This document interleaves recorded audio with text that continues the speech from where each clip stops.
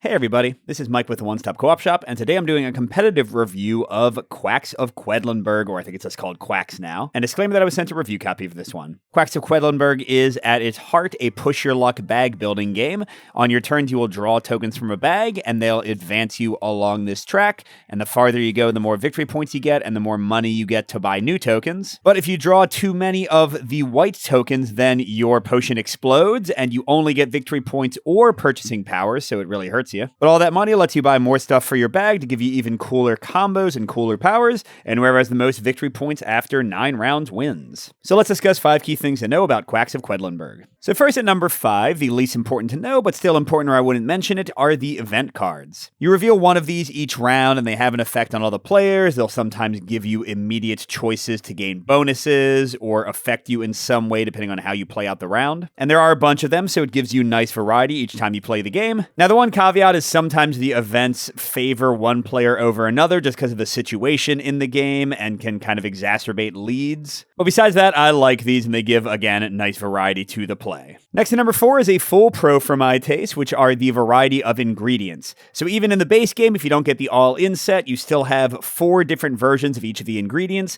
And at first, you can combine them with like sets to kind of have specific combos, but then you can mix and match however you like. And if you get the all-in edition or the expansions, you have even more variety in the combos, and just the powers are quite varied and fun, and they really amp up the bag building, which I'll get to in a second. So I appreciate how varied and interesting the different powers are each time you play. Next to number 3 is the bag building itself. So whatever the furthest spot you reach, that gives the amount of resources you can spend on new tokens. You can buy up to 2 of them at varying levels of power, how far they're going to move your thing in the cauldron. And I love bag builders, especially when they give you cool combos and things to achieve, as I just discussed in the last point. So this is always an interesting choice, and the game ramps up. You tend to get more and more money as it goes along, so you're buying bigger and better stuff. And also, as the game goes along, more things are unlocked for you to purchase. So it's just a very enjoyable part of the game overall. Well, for my number 2 point, we get to the dark side of Quacks. I think in some ways the most important thing to know about the game, even though it's my number 2, and that is the potential for a runaway leader. So you will, as I said, get victory points each round. That's fine.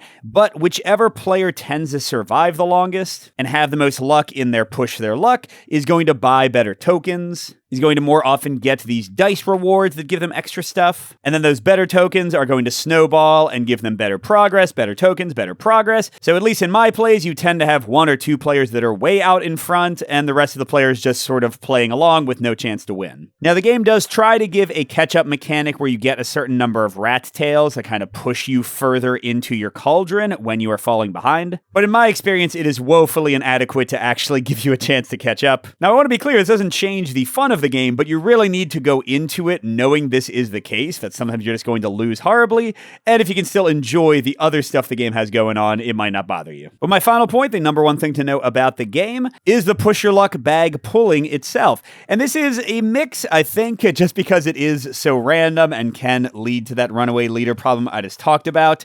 But at the same time, I love this game. It's one of my favorites, so it's sort of a pro for me. I don't really know how to classify this. But yeah, really, you're just pulling stuff and activating powers. You don't really have any control in most cases, except for when you stop. And you can see how close you're getting because you don't want to get above the number 7. And the highest value of what you can pull is a 3. So here I've got 1, 2, 4, so I'm safe. But then the moment that well, right now I'm doing okay. But the moment, there you go, the moment that you get close to it, you got to decide if you want to stop or not. Now you do have this flask you can flip to put back a token you just drew and give yourself another chance, although if you're about to blow up, it can't help you. But you can just draw the exact same token or draw some other badness. So yeah, pulling tokens out of the bag is the entire source of the tension and fun of the game, but also the source of the frustration and the runaway leader issues. So it's really just something to be aware of, because for some players it's not going to work at all. Other people, like me, will love it. So overall, you might want to check out Quacks of Quedlinburg if you like push your luck games, if you like bag builders and kind of combo builders in general. But on the other hand, you might want to avoid this one if you really want a lot of high strategy, if you don't want luck to kind of determine your success, or if you hate runaway leaders, because man, it's going to happen in pretty much every play of this one. And if you want to see this game in action, you can check out my play a while back of a fan-made solo variant